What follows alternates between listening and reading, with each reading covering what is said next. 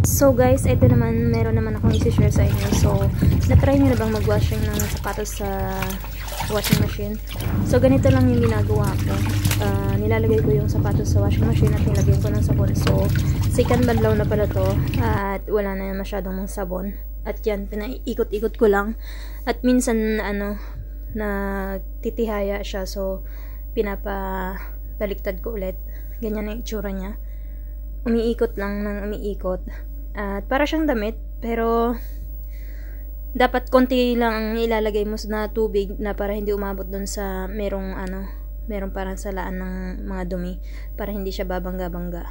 So, i-share ko nga pala kung paano ko i-dry yung sapatos at paano ko ilagay. Bigyan ko kayo ng tips kung paano mag-dry ng sapatos sa washing machine.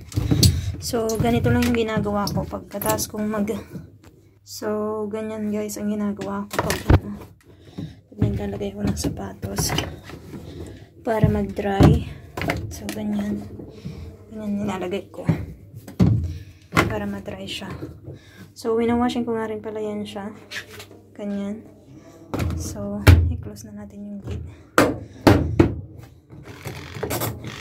So, ginaganito po yung niya. Ayan.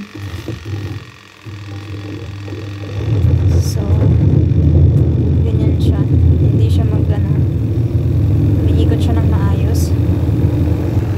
So, guys, kung naririnig nyo, ganyan yung tunog niya. Hindi siya gumagaragal.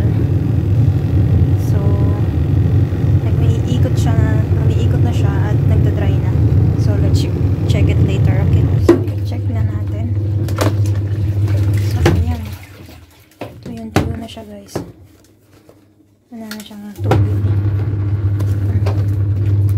Tuyo na.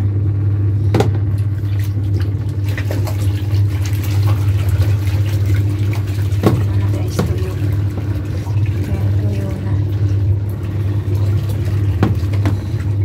tuyo na siya. So guys, tuyo na. Pagilid ko na lang siya dito. So, ayan guys, tuyo na siya. Dito ko na lang ilagay.